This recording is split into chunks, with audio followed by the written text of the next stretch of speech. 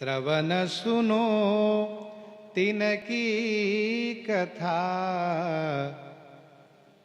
श्वेत द्वीप, ये श्वेत द्वीप है क्षीर सागर के उत्तर भाग में। क्षीर सागर के उत्तर भाग में सुमेरु पर्वत से 32,000 योजन ऊंचा यह श्वेत द्वीप है, जो काल के बाधा से मुक्त है। काल इसको प्रभावित नहीं कर सकता। कहाँ है? क्षीर सागर के उत्तर भाग में सुमेरु पर्वत से 32,000 योजन ऊंचा है, बहुत ऊपर भी है। श्री नारायण वदन निरंतर ताहि देखई। यहाँ के निवासी भक्त लोग क्या करते हैं? भगवान नारायण के बदन माने मुख को निरंतर देखई। निरंतर माने कभी अंतर न पड़े, हमेशा दर्शन किया करते हैं। पलक परई जो बीच कोटि जम जात ना लेखई। पलक परई जो बीच कोटि जम जात ना लेखई। यदि भगवान के दर्शन करने में पलक गिर गया तो कोटि जम जातना लेखई। कोटि माने करोड़ों, जम जातना माने नरक के समान कष्ट अनुभव करते हैं, बहुत दुखी हो जाते। कहते ये पलक गिरा क्यों? प्रियतम के दर्शन में पलक नहीं गिरना चाहिए। तिनके दर्शन काज गए तह बीणाधारी। उन श्वेत द्वीपवासी भक्तों के दर्शन हेतु बीणाधारी भगवान नारायण के उस अचिंत्य अनिर्वचनीय धाम में देवर्षि नारद जी गए। तिनके दर्शन काज गए तह बीणाधारी। सा श्याम दई कर सैन, श्याम दई कर सैन, उलटी अब नहीं अधिकारी। भगवान श्याम सुंदर ने, भगवान नारायण ने कर्मा ने हाथ से इशारा किए, लौट जाइए, लौट जाइए, इधर मत आइए, लौट जाइए। श्याम दई कर सैन, उलटी मन लौट जाइए, अब नहीं अधिकारी। यहाँ पर आपके उपदेश के अधिकारी नहीं है, यहाँ पर किसी को शिक्षा नहीं चाहिए।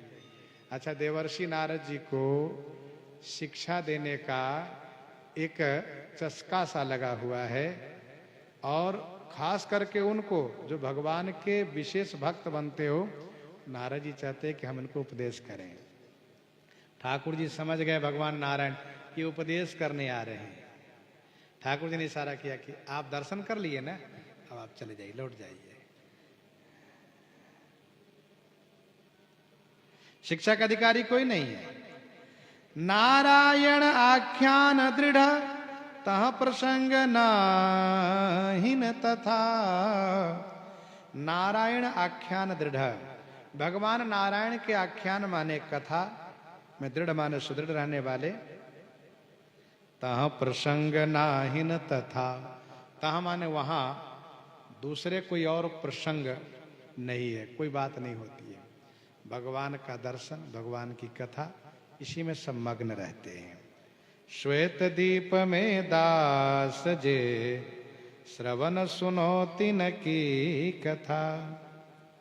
पलक परे जो बीच कोटि जम जातना लेखई। संदर्भ में कहा स्वामी श्री गणेशदास जी महाराज ने, करत हूं सबई सयानी बात, जौलो देखे नाहिन सुंदर, कमल नयन मुस्का मुस्कात।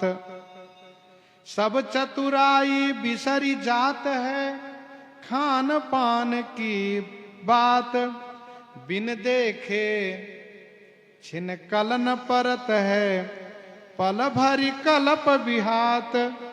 सुनि भामिनी के बचन मनोहर, मन महयति सकुचात। छत्रभुज प्रभु गिरिधरन, लाल संग सदा बसो दिन रात। देखन देतन बैरिन पलकै। बरो मंद अरविंद सुत जेन प्रेम पहचान, पिय मुख दृगन निरखन को पलक रचो बिचान। देखन देतन बैरिन पलकै, निरखत बदन लाल गिरधर को। बीच परत मनु वज्र की सलकै, बनते आवत बेनु बजावत। बनते आवत बेनु बजावत, गोरज मंडित छाजत अलकै। माथे मुकुट श्रवण मणि कुंडल, ललित कपोलन झाई झलकै। ऐसे मुख देखन को सजनी, कहा कियो यह पूत कमल है। नंददास सब जड़न की यह गति, मीन मरत भाए नहीं जल कै। विधाता विधि हूँ न जानी, विधाता विधि हूँ न जानी। सुंदर बदन पान करिबे को, रोम रोम प्रति नयन दीने। करियह बात अयानी। एक सखी कहती हैं, विधाता विधान बनाना नहीं जाने। क्यों? इसलिए कि भगवान श्री श्याम सुंदर के मुख के दर्शन हेतु रोम रोम में नेत्र क्यों नहीं दे दिए। देखो, भगवान के दर्शन हेतु जिनके पास जितना अधिक नेत्र हो वह उतने ही अधिक खुश होते हैं। राम ही चितव सुरेश सुजाना, गौतम श्राप परम हित माना। देव सकल सुरपति सिहाही, आज पुरंदर समको नाही। श्रवण सकल बपु हो तिरि मेरे, सुनति पिय मुख अमृत वाणी। एरी मेरे भुजा होत कोटिक, तहु भेटति गोविंद प्रभु सो। तउन तपन बुझानी। भगवान श्री नारायण ने देवर्षि नारद जी को कहा कि आप लौट जाइए बाबा, रूप सुधा रस को पिए। मत भये जे लोग, सुनतन मानत यान कछु। नहीं उपदेशन जोग, नहीं उपदेशन जोग। तो पलक परई जो बीच कोटि जम जात न देखे। देवर्षि नारद जी को इस बात को लेकर कष्ट हुआ कि बताइए, आप हमको मना करते हैं कि उपदेश मत करिए। मैं आपकी बात पहुंचाऊंगा आपसे ऊपर। कहाँ? तो बैकुंठ। गए बैकुंठ। भगवान बैकुंठाधीश से कहा ऐसी ऐसी बात है, नारायण भगवान हमको लौटा दिए वहां से। तो भगवान बैकुंठाधीश ने कहा ठीक ही तो उन्होंने किया। तो नारद जी कहते अच्छा अच्छा, सब भगवान एक ही हो आप? हाँ बताओ, उन्होंने लौटा दिया और आप कहते ठीक ही हैं। तो देखा कि नारद जी का मन उदास हो रहा है, तो भगवान बैकुंठाधीश ने कहा चलिए हम भी चलते हैं, देखें। तब नारद जी को थोड़ा मन संतोष हुआ। श्वेत दीप वासी सदा रूप के उपासी, गए नारद विलास उपदेश आशा लागी है। श्वेत दीपवासी सदा रूप के उपासी। श्वेत दीपवासी हमेशा रूप दर्शन के उपासी हैं, उपासक हैं। गए नारद विलासी, विलासी माने कौतुकी। देवर्षि नारद जी गए, उपदेश आशा लागी है। इनके मन में बड़ी चाहना है, इन सबको हम थोड़ी शिक्षा दें। हाँ, दई प्रभु सैन जीनी आवो यही ऐन। भगवान नारायण ने सैन माने इशारे से कहा चले जाइए, जीनी आवो यही ऐन, ऐन माने स्थान, इस स्थान को मत आइए।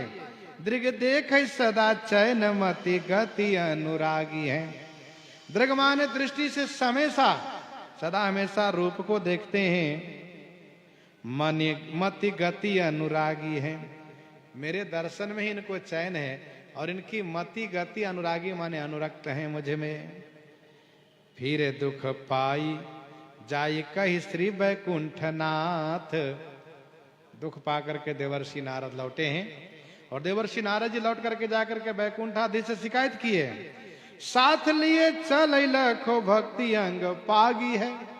भगवान वैकुंठाधीश ने भगवान विष्णु ने कहा साथ चलिए, मैं भी चलता हूं। साथ लिए चल लखो भक्ति अंग पागी है। हम भी देखें कैसे भक्ति में सब डूबे हुए हैं। सत्य तो ये है, भगवान नारायण विष्णु सब एक ही तो हैं। भगवान नारायण विष्णु श्री राम श्री कृष्ण सब एक ही हैं। देखियो एक सर खग रहो ध्यान धरी, देखियो एक सर खग रहो ध्यान धरी। एक तालाब पर आए और देखा पक्षी बिल्कुल ध्यान मग्न है। नारद जी ने कहा जय जय प्रभु, ये क्या कर रहा है? प्रभु ने कहा ऋषि पूछई कहो। ऋषि ने पूछा कहिए श्री हरि जी। ठाकुर जी ने कहा ये बड़ो बड़ भागी हैं, ये बहुत बड़ा भाग्यशाली हैं। 1000 वर्ष से ध्यान में यह बैठी हुई पक्षी है, इस आशा से कि ठाकुर जी एक दिन अवश्य मेरे पास आएंगे। इस प्रकार से भगवान वैकुंठाधीश श्वेत द्वीप में जाकर के देवर्षि नारद जी को उन भक्तों से परिचय कराते हैं जो पशु पक्षी हैं, लता पता हैं। इन्हीं के साथ आज सीताराम सीताराम सीता राम सीताराम सीताराम।